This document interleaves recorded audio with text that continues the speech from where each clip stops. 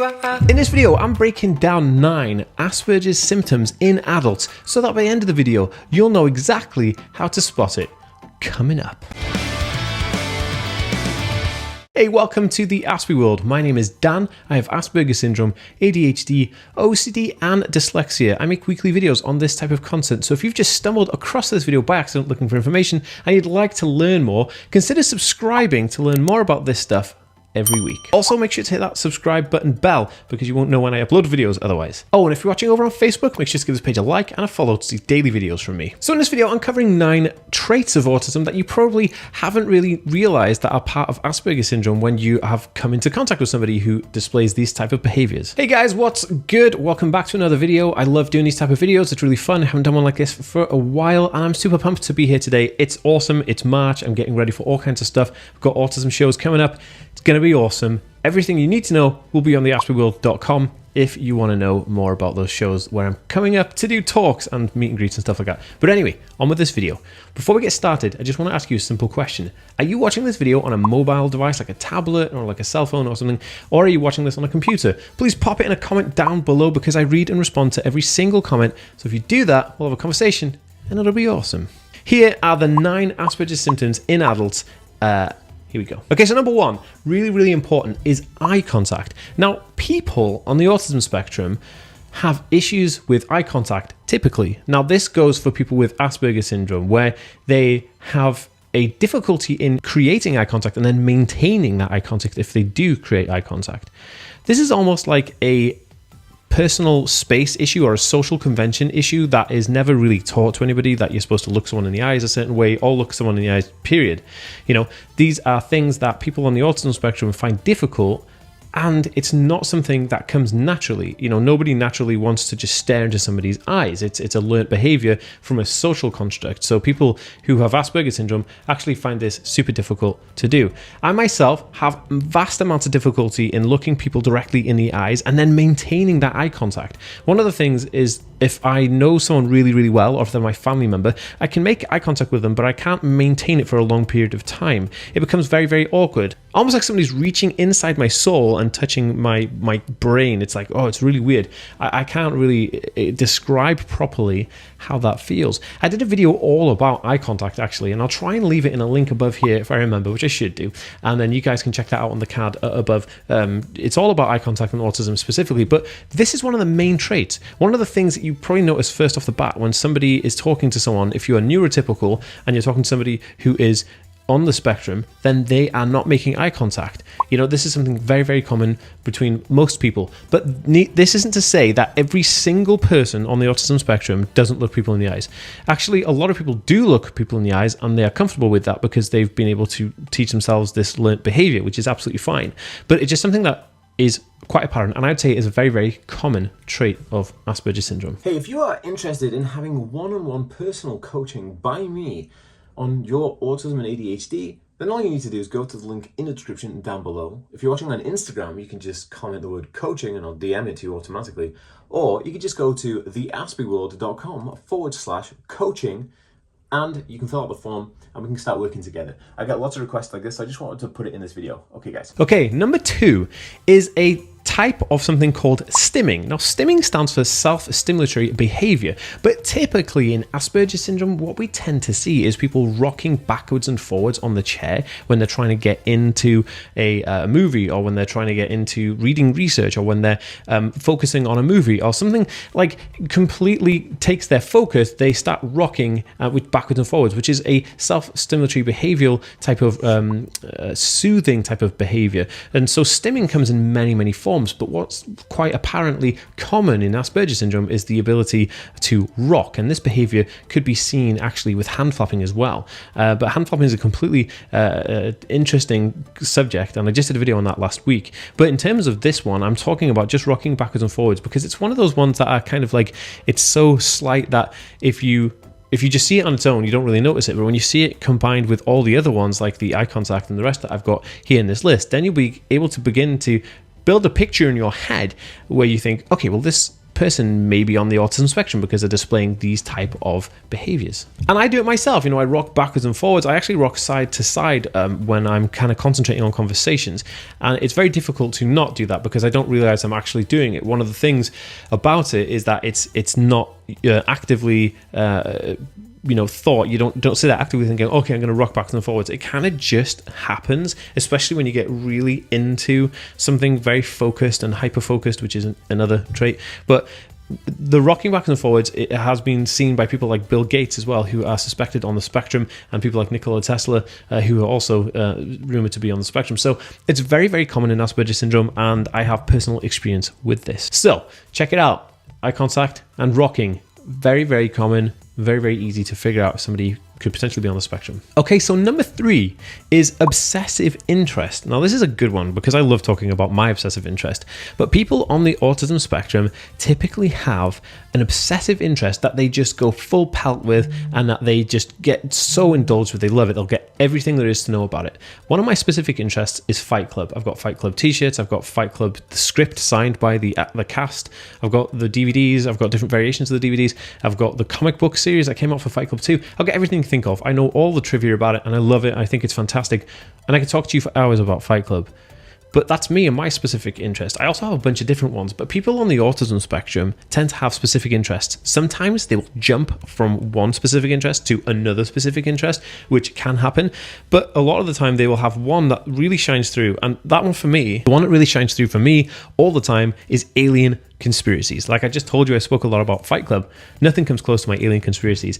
And I just love all that kind of stuff. So that is my specific interest. Now, you may find someone on the spectrum will have their bedroom or their office or whatever decked out with everything that they absolutely love about that subject, and they could talk to you about it for hours, and they pretty much probably spend all of their time, their spare time, researching that specific topic that they love. And I guess there's nothing wrong with that. And the funny thing about obsessive interest is I actually designed a course that shows people how to turn obsessive interests into a career, which is exactly what I did, because I love YouTube and I find it fascinating and I turn it into my career. So I always think that there's potential there for someone to just do more with obsessive interest rather than just collect memorabilia. Actually, if you want access to that course, I have it on my Patreon page and you can subscribe down below. So check out Patreon, patreon.com/the Aspie World, and you'll get access. There's actually a bunch of other courses on there as well, but specifically how to turn obsessive interests into a career, which I know a lot of people struggle with, is on my Patreon page. So yeah, definitely check that out. So obsessive interests are something that are greatly associated with autism, and someone who could talk for hours about their obsessive interests, just talk and talk and talk and talk, and then you're thinking, my goodness, is this person ever going to stop talking? And no, they will talk for hours and hours about their obsessive interest because they love it. And that's a good thing. And I love it. And I salute it. Awesome. You're awesome. You're awesome. If you're autistic and you're watching this, you're awesome. Okay, number 4 is a very, very interesting one. This one is the love of routines. Now, people on the autism spectrum love order and routine. They love having stuff that they know they're going to do in a certain fashion, in a certain order, because they're used to it. It's comfortable. It's relaxing. It's homely. It's feeling relaxed, and you get it. You get that. Yeah, it's an awesome feeling.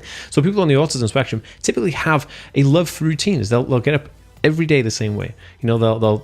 They'll do their bathroom routine in the same way. They'll do their morning routine, like getting their breakfast ready or getting their clothes on in a certain fashion, and they'll come down and do that. And they love that pattern of routine because patterns are comfortable, because patterns relate to the problem-solving ability of mathematics. Because when you can look at a perfect pattern, it's like you've solved a perfect solution to a problem. And that pattern and that maths, it's kind of very, very calming and soothing for someone on the spectrum. And I love my routines. I'm actually going to do a video on my morning routine. I did a video all about my daily routine, and that was super fun to film because I got to show people an insight into how I do my daily routines and stuff. And in terms of how I do my morning routine, I'm going to do a video on that next week. But I really love my routines and I follow my routines and my structure. And the problem with it is that if it goes out of whack, then you have the potential for meltdowns. And that's not good. I'm going to be doing a video all about meltdowns very, very soon. But in terms of, swaying from your routine, you could see someone on the spectrum who would have an awesome routine, but then they'd sway from that because of a bump in the road, and they become very agitated, upset, anxious, and worried about the situation because they're no longer following their path of routine. And that's not a good thing. It's difficult for them to deal with. So this is something to really think about when someone's on the spectrum. Their love of routines is something that's quite paramount, and you'll know they'll love it. And they may even wear the same same clothes. I wear the same clothes all the time. Well, not the same set of clothes. I have like loads of versions of the same clothes, and I wear the same ones because I love those, and it's very minimal, and it makes me calm and soothed. I actually had to get rid of a bunch of t-shirts I had because I had like logos on the front of them, and they were quite wild logos, and they were making me really hyperactive, and I couldn't concentrate. So I had to get rid of those, and that's why I wear quite plain clothes, and I love plain clothes, so that's awesome. Okay, here we go. Number 5, a lack of social understanding. Now, people with Asperger syndrome typically have a lack of social convention understanding, where, you know, you're in a group of people and it's how, how close to stand to another person, how to understand body language with like gestures and hand gestures and things like that, and facial expressions, and how people say things sarcastically or jokingly. And the person with an autism spectrum condition like Asperger syndrome may not know if the person's joking or not. They'll take them at face value because it's hard to read between the lines of social conventions and social understanding, because these are unwritten rules that we all like grow up learning being around social environments if your brain is wired neurotypically. But for people who are autistic, it's very difficult to grasp those concepts as you're developing as a teenager, because you're focusing on all the other stuff that's super difficult, like dealing with all the sensory issues and everything else that's going on around you in your life. You know, it's difficult. So actually having a social understanding of social conventions in social situations is super difficult, and can actually cause a lot of stress and upset, because sometimes, you know, I've been in like a store, a supermarket, and I'm talking to a guy, and then, you know, the cashier, and then he tries to make a joke, and I think he's being really weird, and then he thinks he's trying to be funny, and then we fall out. You know, it's not a good thing. But in terms of social understanding, it's noticing when someone doesn't really know how to be in a social situation. Like, it's difficult to make small talk. You know, people talk about the weather and all this kind of rubbish, and they're thinking, well, how do they know what to talk about when they're around other people? This is very difficult for someone on the autism spectrum, and can be very confusing for them as well. So I feel like having, you know, understanding that someone would have difficulties with social situations is a good indicator that they may be on the autism spectrum. Okay, be it that someone could have social issues and not be on the autism spectrum, but typically if you're looking at this observationally and you're seeing like all these patterns, if it's your kid or your brother or your boyfriend or whatever, or your partner, you know, whatever it is, right? You might be able to line these up and go, oh, okay, I figure out what's going on here. So that's why I wanted to put that one in there about the lack of social understanding, because I think it's very important, and it's a big one, because it falls under the triad of impairment as well, which is like the classic 3 ways of knowing if someone's on the spectrum when they go diagnose, and they have this like typical kind of pointers that they hit. So that's that. Okay. Guys, this is super important. If you think this video is valuable and it can help other people, please share this video link on your Facebook and Twitter pages, because the more people we can reach with this video and help, the better they have at achieving their goals as an autistic person. So please do that. Sharing is caring, and I love to share. So please go share it on Facebook and Twitter right now, and then watch the rest of the video. Oh man, we're getting through these. We're shooting through them. Woo! Gotta hydrate myself. Doing these videos. Gotta stay hydrated, yo. Okay, number 6 is an interesting one. This is voice volume. Now, people on the autism spectrum typically don't have control over the volume of their voice. I've been practicing this for ages, and I still don't have control of the volume of my voice.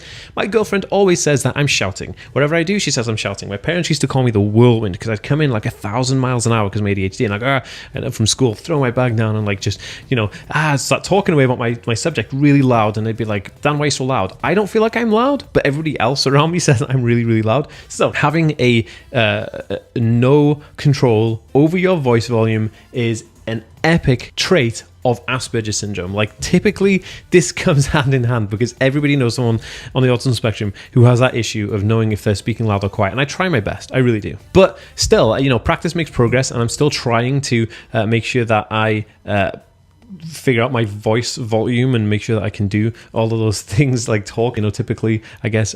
But anyway, voice volume, very, very interesting. Definitely think about this when you're dealing with somebody that potentially is on the spectrum.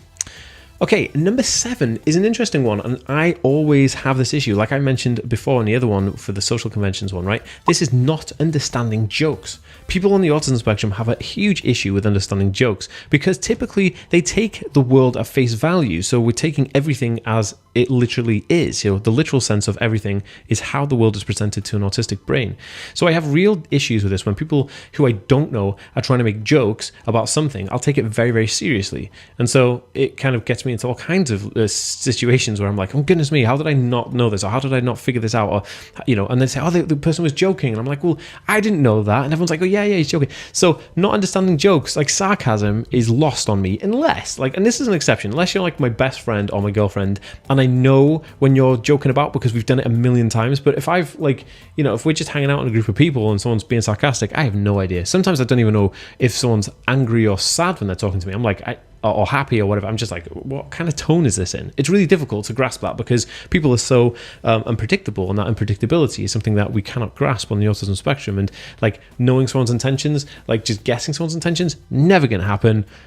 I might as well say goodbye. That's never going to happen. So yeah, not understanding jokes, very interesting. And it's very notable when you know someone who's like that. You're like, huh.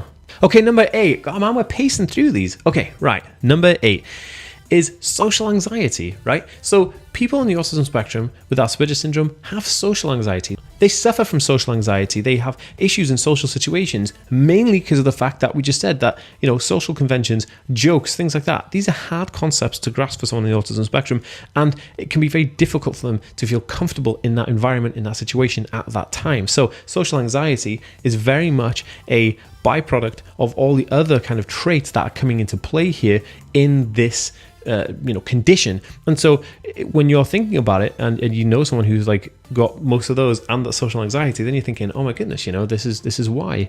And it's a shame because social anxiety actually stops me doing a load of things in my life, and I wish that I could just get rid of it, but there's nothing I can do about it. And it makes me socially inept because I can't go out and do those things. I can't go out and sit in a city and have a cup of tea in the middle of a busy city. Those things can't happen. I wish they could, and it literally breaks my heart that I can't do that. So yeah, it's crazy. Guys, these awards behind me, my international best-selling book in 3 countries in 24 hours, my MIT award, my WeGo Health Award, YouTube Award, Autism Online Hero Award, Business Smart Award, all these awards, I left school with no qualifications. I didn't start doing a college degree until I was in my almost 30s. I was late 20s or early 30s. But how did I do that?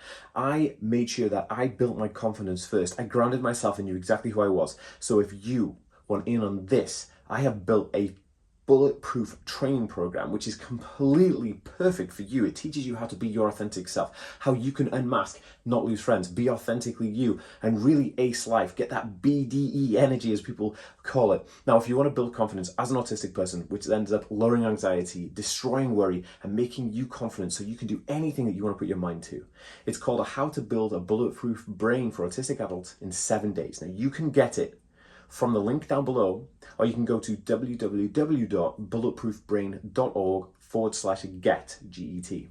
Go there now, you will not be disappointed. And also, there's a 24/7 WhatsApp group with me in it, so you can ask me questions anytime you want. Oh guys, big thumbs up if you can relate to any of this that I'm talking about right now, because if you're enjoying this video, please give it a thumbs up. There's like a little box underneath this video with like a little tick thing, so if you can give it a tick. I always try to get my videos past 400 likes because that'd be amazing. It just shows me how much you guys love me and you love this type of video. So please give it a thumbs up if you can. That would help me out so much. Thank you so much. Okay, so the final one, drum roll please.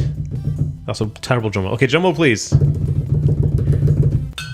Okay, that's terrible. The last one is the oversensitivity to things like sound, sight, food textures. Like, basically, people on the autism spectrum comorbidly, like co-occurringly, have a condition called sensory processing disorder. This basically means that they are hypersensitive or sometimes undersensitive to sight, smell, textures, all that kind of stuff. This sensitivity comes into play with all kinds of things. So like, if you're eating foods and there's different like textures of food on a plate, a person on the autism spectrum may have a difficulty having all of those on the plate at the same time. So they might want like their greens in one bowl, they might want their carbs in another bowl, and they might want gravy in another bowl, and they kind of like just eat it, willy-nilly or just one-on-one. There's all different types because it's always, to the person, the sensitivity to the personal identification of that person and what they identify with in terms of like, do they like this type of food, whatever.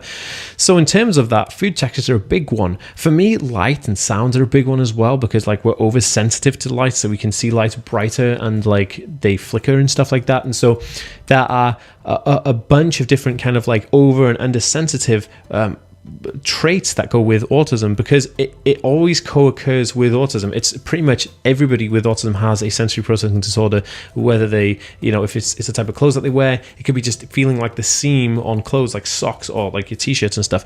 This is very, very interesting. And there's actually a way you can get around kind of like treating sensory processing disorder as well, which I did a video all about, like sensory processing disorder hacks and stuff, which is really cool. And I'll try and leave that in a link above here as well. And I know I'm overloading you guys with loads of videos, but I'm just trying to give you guys as much content as possible. So please check them out. I'll leave anything that I'm talking about video-wise in the description below, and there's also a bunch of like autism must-haves there as well. So if you want to check out those things like chewy toys or whatever, then yeah, check them out. It'll be super, super awesome. But oversensitive and undersensitive to things, super interesting, very, very common on the autism spectrum, and you'll probably know an autistic person who has pretty much all these things I'm talking about in this video here.